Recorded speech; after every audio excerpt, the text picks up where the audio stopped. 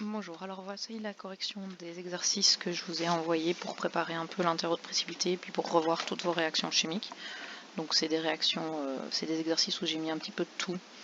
Donc voilà, que j'ai fait en parallèle aussi avec le début des cours des quatrièmes pour les réactions. Donc normalement le début devrait vous avoir paru relativement simple. Alors sur les réactions chimiques en tant que telles.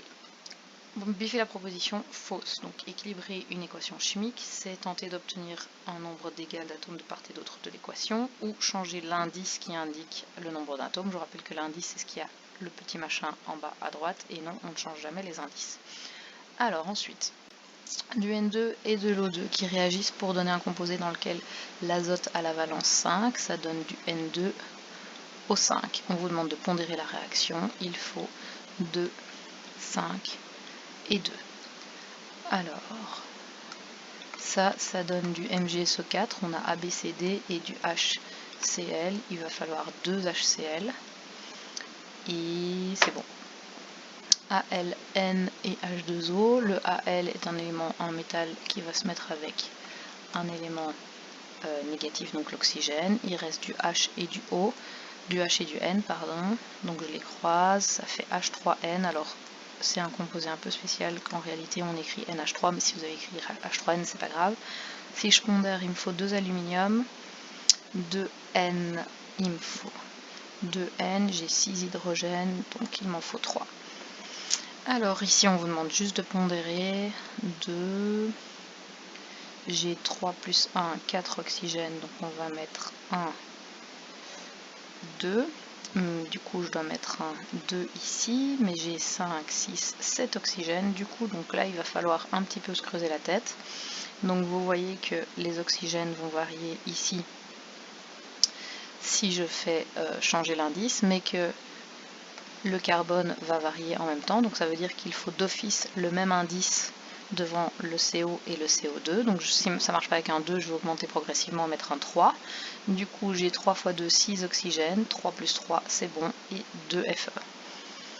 Alors ici, donc on équilibre, ça fait HCOH, H2O, Li2, SO4. Il me faut 2, il faut un 2, et j'ai le bon nombre de deux côtés. H et OH, ça fait H2O, Ca3, PO4, 2. Ça fait jamais de mal de refaire un peu de pondération et de réaction chimique. J'ai 2 PO4, il m'en faut 2 de ce côté-là. J'ai 1 Ca, j'en ai 3, donc il m'en faut 3. Et j'ai 2 fois 3, 6 hydrogènes, plus 3 fois 2, 6 hydrogènes, 6 plus 6, ça fait 12, donc il me faut 6 et ça devrait être bon. Ici, j'ai H2CO3 et Na qui se met avec PO4, donc Na3, PO4, 1. J'ai 1P, 1P, 1C, 1C, 2 Na et 3 Na, donc il m'en faut 6 des deux côtés. Du coup, j'ai 3, il m'en faut 3, et du coup, j'ai 2 PO4, il m'en faut 2. Alors, une équation de combustion, donc on commence par équilibrer ce qui n'est pas du C et du O, donc j'ai 4, il va m'en falloir 4. J'ai 10 hydrogènes, donc il va m'en falloir 10, je mets un 5. J'ai 4 fois 2, 8. 8 plus 5, 13 oxygènes, donc il va m'en falloir 13 demi. Mais je sais que je ne peux pas mettre de demi, donc je vais tout multiplier par 2. Ça va devenir 8 et ça va devenir 10. Écrivez les équations équilibrées pour les réactions suivantes. La réaction du calcium avec de l'eau.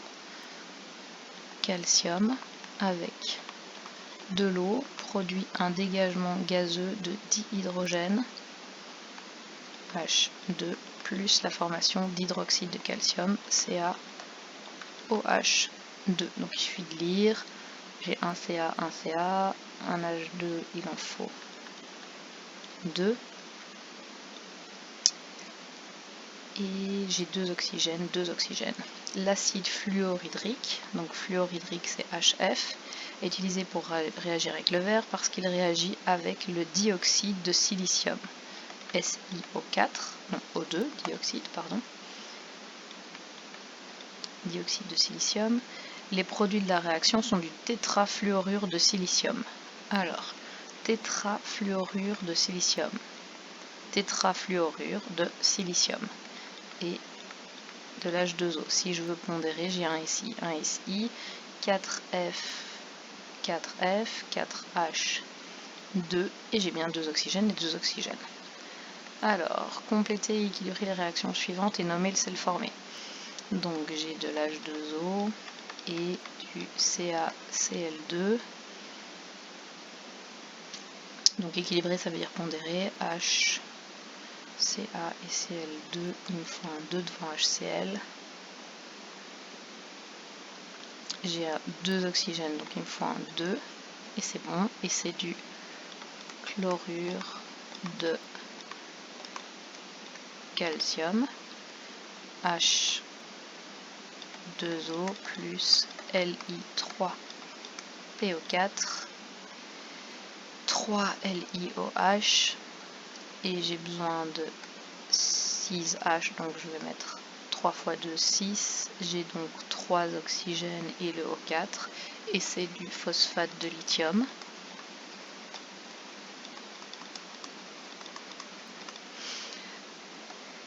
NH4, 2.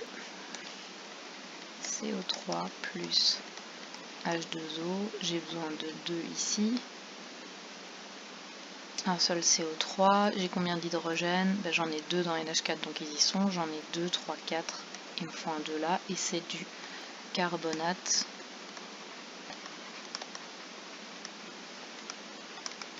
d'ammonium. NaOH plus H2SO4, ça donne du Na2SO4 plus de l'H2O. Si je pondère, il faut 2 NaOH, 2 H2O, et c'est du sulfate de sodium.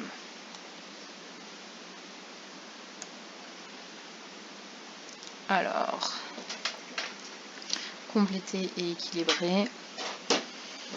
Alors ça c'est toujours plus compliqué. Donc le fait d'avoir H2O, ça veut dire que j'ai eu un acide qui a réagi avec un hydroxyde. L'hydroxyde se met avec l'atome qui est positif du sel et l'acide se met avec l'atome qui est négatif.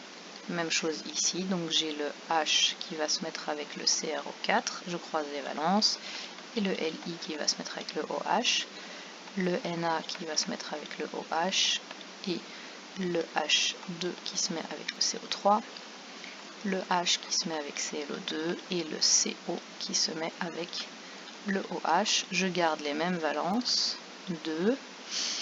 Je pondère un Ca, un Ca, un ClO3, un ClO3, 2 hydrogènes, 1, 2, 3 hydrogènes, donc il va falloir mettre...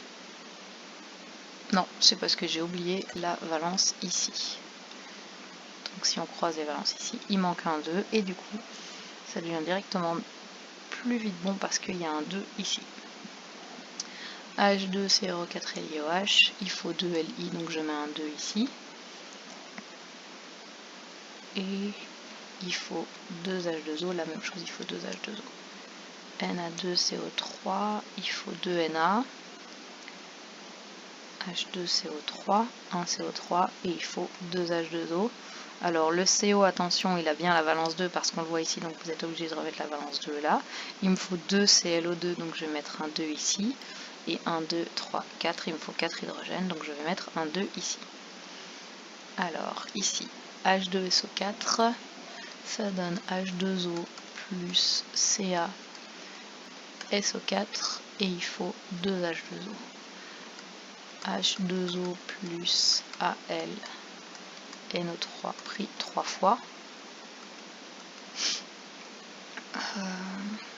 3 NO3, 3 H2O. Alors pour former du BaCl2, j'ai besoin de Ba et de Cl2. Ici, H2O plus Mg 3 PO4 2, 3Mg, 3Mg, 2 PO4, 2 PO4, 6 plus 6 hydrogène, ça fait 12, donc il m'en faut 6. Alors, ici, ça c'est un sel qui est ternaire. Pour former un sel ternaire, à partir de deux choses, j'ai un oxyde métallique et un oxyde non métallique qui doivent réagir. Donc je vais avoir un oxyde de fer qui va être à la valence 3, parce que le fer est à la valence 3 là, donc Fe2O3, et je vais avoir un Cl quelque chose qui va former donc un perchlorate. Donc si vous vous rappelez, c'est Cl2O quelque chose plus H2O qui doit me donner HClO4. Donc j'ai le choix entre du Cl2O, à la limite, le premier truc qui me vient à l'esprit c'est 3, mais si je fais ça, je me retrouve avec H2Cl2O4 qui se simplifie et du HClO2, donc c'est pas celui-là, donc ça veut dire que c'est celui qui passe par le 8 divisé par 2, et pour avoir 8 oxygènes, j'ai besoin de passer par 7, donc Cl2O7. Et si je pondère, il faut 3Cl, 3 et 2. Alors,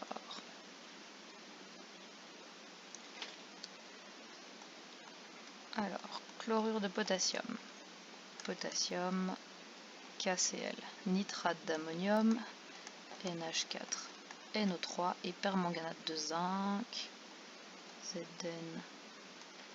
ZnMnO4. On va pas se casser la tête, on va prendre du zinc à la valence 1, comme ça, c'est pas problématique.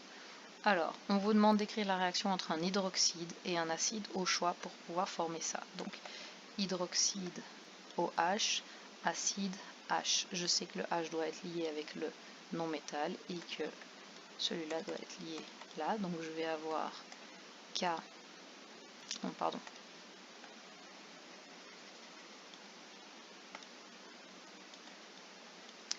NH4 va être lié avec l'hydroxyde et le NO3 va être lié avec le H, et ici même chose, le Zn va être lié avec le OH et le MnO4 avec le H. Si vous pondérez, le premier est bon, mais attention, à chaque fois que vous recombinez ce sel, vous devez rajouter l'H2O qui est formé par la rencontre entre le H et l'hydroxyde, et donc pondérer. J'ai 2 H, c'est bon. Un NH4, un NH4, un NO3, un NO3, donc c'est bon. Et un Zn, un H, MnO4, c'est bon aussi. Alors, réaction de combustion, C plus O2, donc une réaction de combustion c'est toujours plus O2, ça produit en général toujours du CO2 et de l'H2O à partir du moment où on a brûlé un hydrocarbure.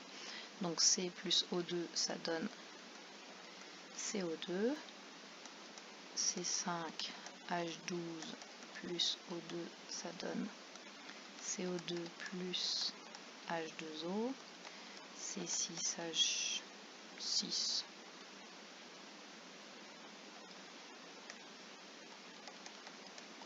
ça donne du CO2 et de l'H2O, et C4H8 plus O2, ça donne du CO2 et de l'H2O. Je pondère, celui-là est pondéré, alors il me faut 5 carbones, je passe par 5 carbones, il me faut 12 hydrogènes, donc je passe par 6, 5 fois 2 ça fait 10, plus 6 ça fait 16, donc il va me falloir plus 8 O2.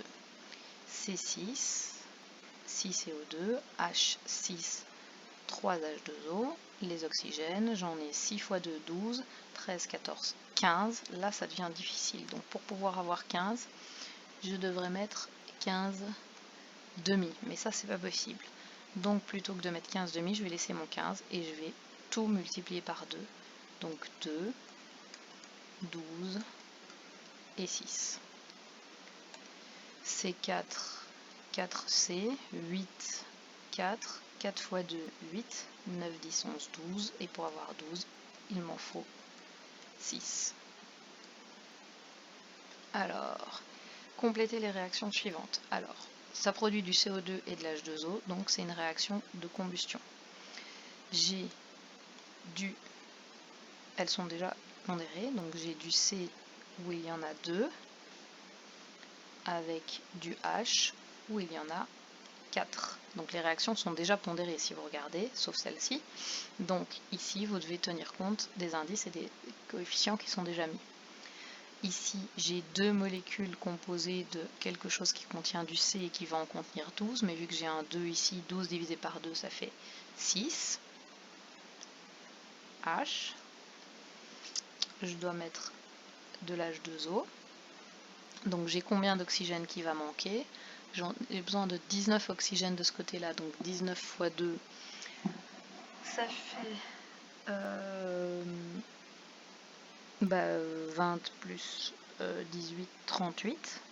Donc j'ai besoin de 38 oxygènes. J'en ai déjà 12 fois 2, 24. Donc 38 moins 24, il m'en reste 14. Donc j'ai besoin de 14 oxygènes en plus de ce côté-ci. Ce qui veut dire que j'aurais mis 14 fois 2 hydrogène, donc 28, et que j'en ai besoin de 28 de ce côté-ci. Comme j'ai un 2 ici, je vais mettre le 14. C8H18, donc ça fait du CO2 et de l'H2O car c'est composé de c'est un hydrocarbure. J'ai besoin de 8 CO2, j'ai besoin de 18 9H2O, 8 fois 2 ça donne 16, il m'en faut 25, donc ça m'en met 25 demi, mais je ne peux pas mettre 25 demi, donc j'en mets 25 et je multiplie tout par 2. Ici, même chose, j'ai besoin de 6, j'en mets 6, j'ai besoin de 12, j'en mets 6, et si je calcule, 6 fois 2, 12 plus 6, ça fait 18, j'en ai déjà 6, donc il m'en manque 12. CH4 plus O2, CO2 plus H2O, 1C, 1C, 2H, enfin 4H, donc 2H2, et les oxygènes, j'en ai 1, 2, 3, 4, donc 2. Alors, les ions et les réactions de précipitation. Donc, on dissout les composés suivants dans l'eau. Écrivez leur équation de dissociation équilibrée. Donc, Li2S. Donc, à la base, c'est ce que j'ai expliqué dans la dernière vidéo, ils sont solides parce qu'ils sont dans les réactifs. Ils se dissocient, donc parce que la règle numéro 1 dit que les composés du Li sont solubles. Donc, ça va donner 2Li+, plus S2-. Ils sont tous les deux aqueux, donc si vous voulez que ce soit complètement correct, il faut mettre le AQ et le AQ. Mais on peut très bien, on va dire qu'on les laisse tomber et qu'on sait qu'à chaque fois qu'on écrit une molécule, elle est en solution. Al, HCO3 pris 3 fois. Alors, Al3+, plus HCO3 moins, et j'en ai 3. Na2HPO4, 2Na+, plus HPO4 moins, et j'en ai qu'un. 2 moins, pardon. H2SO4, 2H+, plus SO4, 2 moins. Compléter et équilibrer les réactions suivantes. Donc on a une molécule qui va se dissocier. Il manque le moins au Br ici. Donc ça donne du CdBr2, du SnCl4, du Cr2S3 et du F2O3. Il faut pondérer. J'ai 1 CD et j'ai 2 BR, j'ai 4 SN, j'ai 3 S et 2 CR, j'ai 2 FE et 3 oxygènes. Alors, former toutes les molécules possibles en combinant les 5 ions possibles. Donc, chaque Ca peut se mettre avec les molécules négatives. Donc, ça donne CaS ou CaCl2. Ça, c'est fait. Les H+ peuvent faire la même chose, H2S ou HCl. Le S2- peut encore se mettre avec le Al3+, donc Al2S3 ou AlCl3, et vous avez fait toutes celles qui étaient possibles. Pourquoi? Parce qu'un plus ne peut aller qu'avec un moins. Alors, là, on repart aux solubilités. Donc, oui, à cause donc de la règle numéro une. Oui, car les composés du SO4, alors je sais plus quelle règle c'est, mais donc les composés du SO4 2-, sauf les 3 exceptions, sont solubles. Na3, oui, à cause de la règle numéro 1. Je pense que c'est la dernière, celle avec le SO4. Alors Zn ClO4, oui, car les composés du ClO4 sont solubles.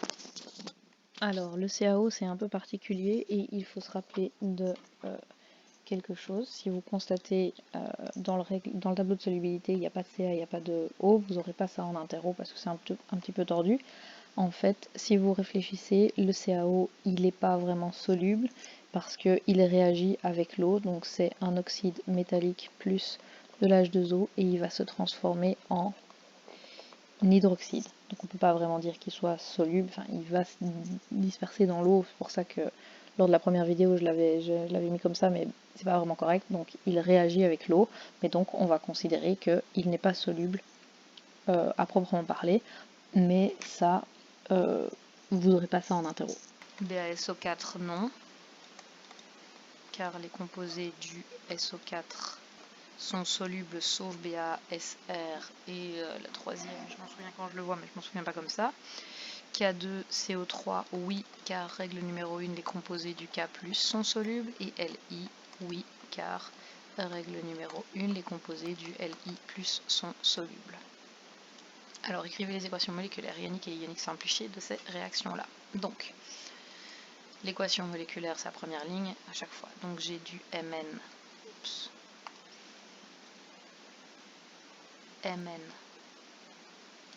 OH pris 2 fois qui réagit, qui donne du NH4Cl. Le MnOH, les composés du OH sont insolubles. Donc ça me donne, je dois pondérer avant, un Mn, un Mn, un NH4, un NH4, 2 Cl, donc il m'en faut 2.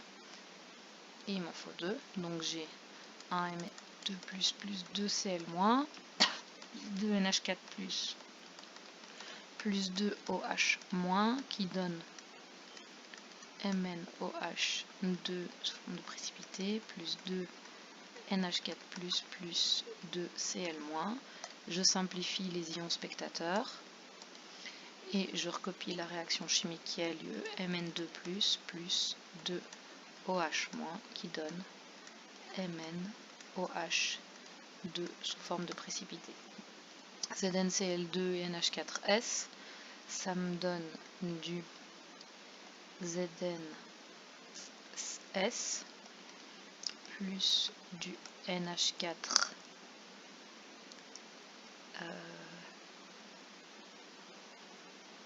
Cl. Alors les composés du S2- sont insolubles, donc ça forme un précipité. NH4Cl, ils sont tous solubles. Je pondère, il faut 2 NH4Cl et c'est bon. Donc j'ai du Zn2 plus 2 Cl- plus 2 NH4 plus S2- qui donne ZnS insoluble plus 2 NH4 plus 2 Cl-. Je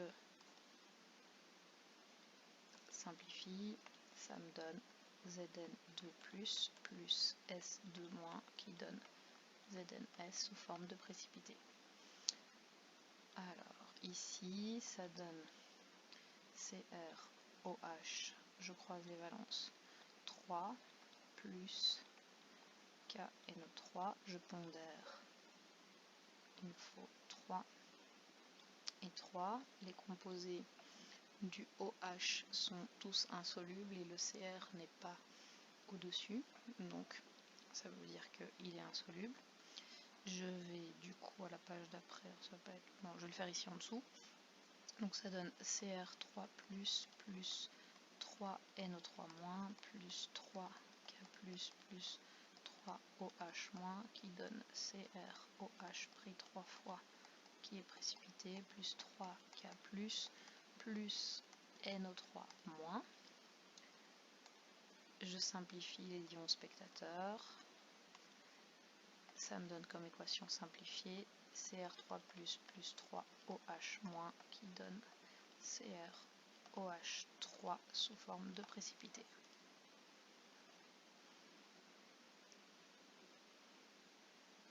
Alors, FES plus Na2SO4, ils sont tous les deux à valence 2, je pondère, il m'en faut 2 du Fe2S3, parce qu'il est à la valence 3 le fer et pas 2. Donc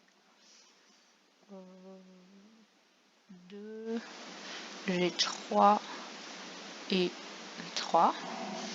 Alors le FES, les composés du FE sont précipités, donc ça donne du S, pardon, S2-, 2FE3+, plus 3SO4-2-, plus 6Na+, plus 3S2-, ça donne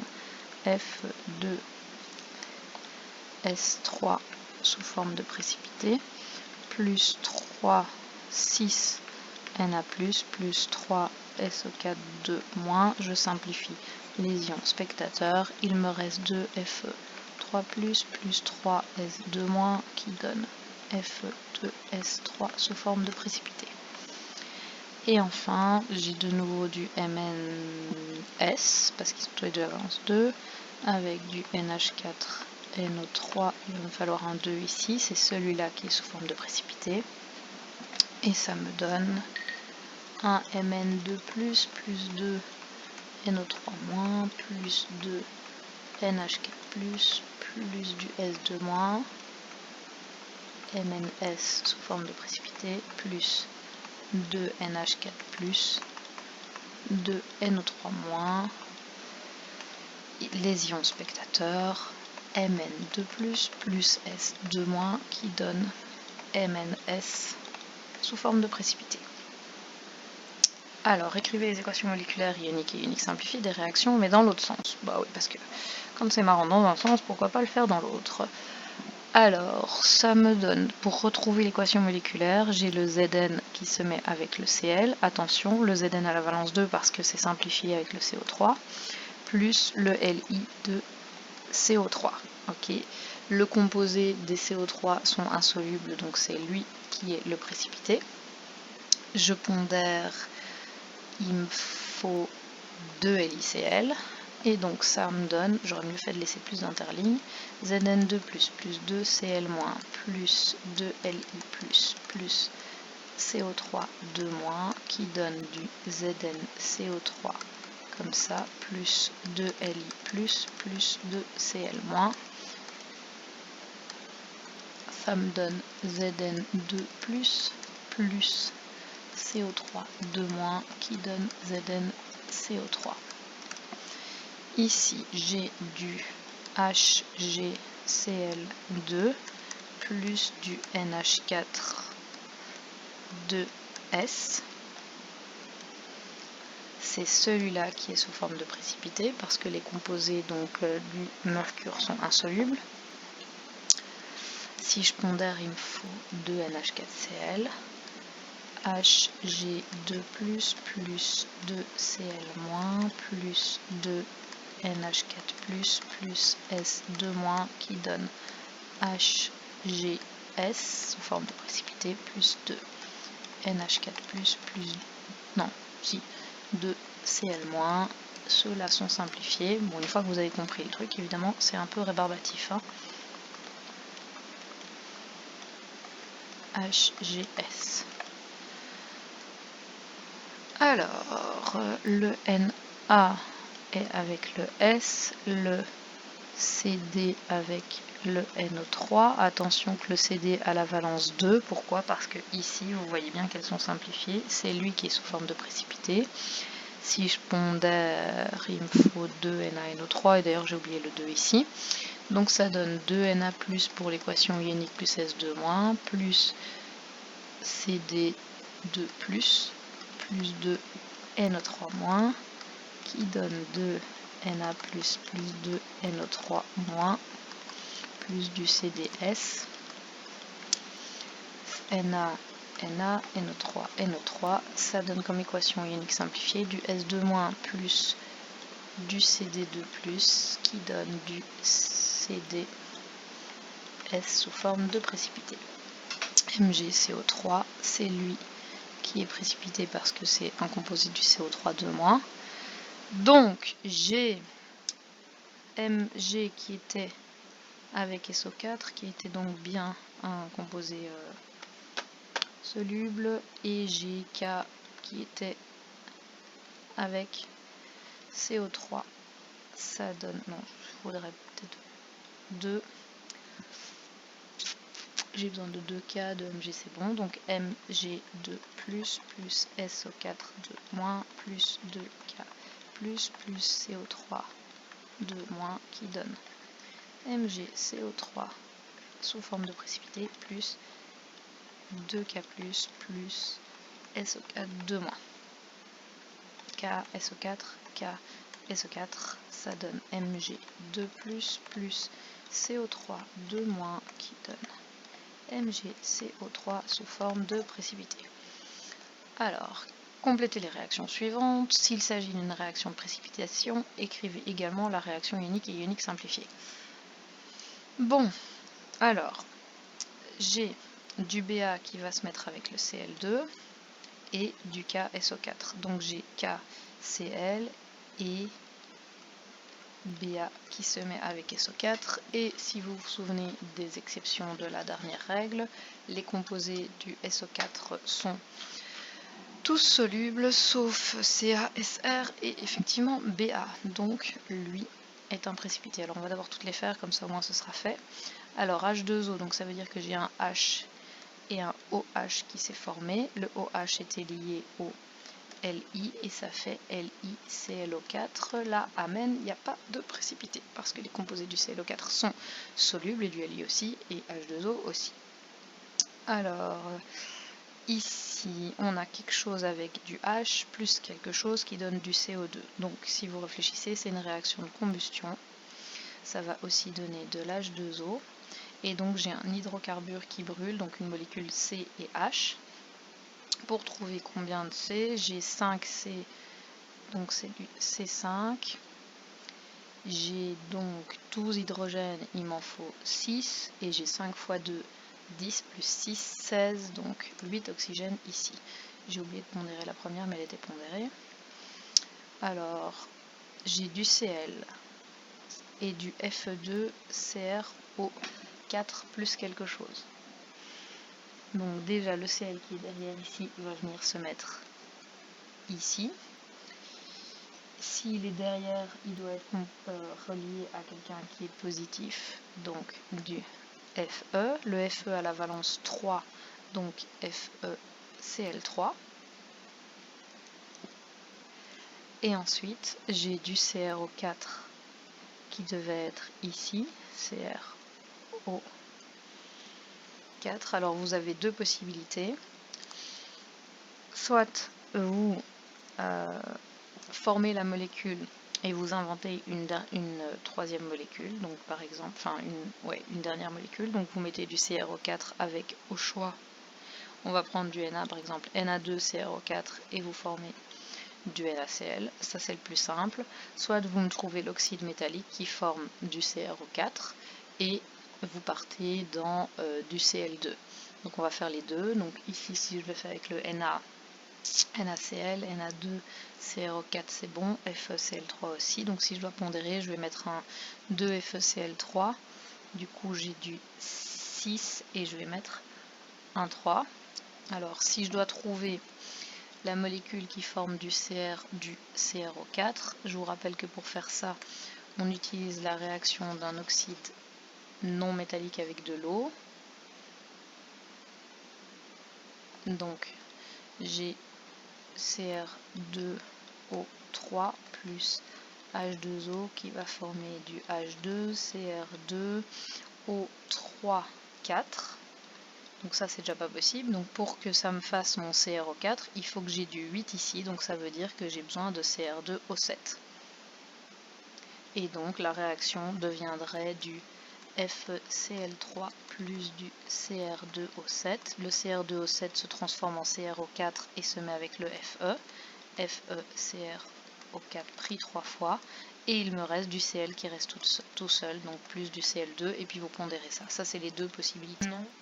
Par contre, la première en a un, donc Ba2+, plus 2Cl-, plus K+, plus SO4 2- qui donne K+, plus Cl-, plus le BaSO4 qui est sous forme de précipité. On barre les ions qui sont spectateurs et ça donne du Ba2+, plus du SO4 2- qui donne mon précipité BaSO4. Alors, maintenant, écrivez l'équation, donc ça c'est juste un petit jeu, c'est pas spécialement, donc écrivez l'équation de la réaction de neutralisation décrite par les dessins suivants. Donc on a quelque chose qui réagit avec quelque chose et qui donne ceci.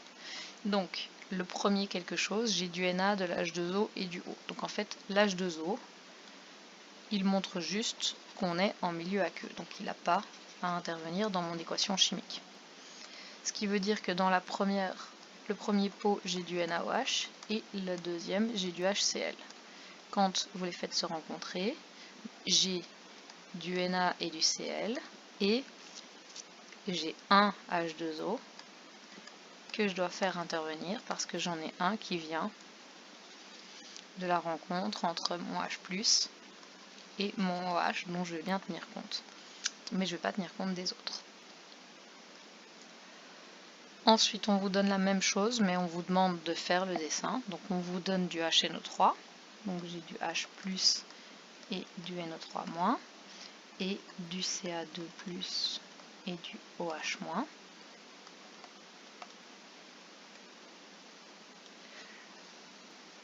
Et on vous demande d'écrire la réaction. Donc, je vais pas dessiner les H2O qui sont là, je vais dessiner que les autres. Donc, j'ai 2 HNO3, donc je vais dessiner un H+, et un NO3 en plus. Et j'ai un Ca2+, qui va se balader avec du NO3- et un autre NO3-, et un H2O qui a été formé par la rencontre des deux OH et des deux H+. Donc ceux-ci viennent du H+, qui a à chaque fois rencontré le OH-. Et voilà.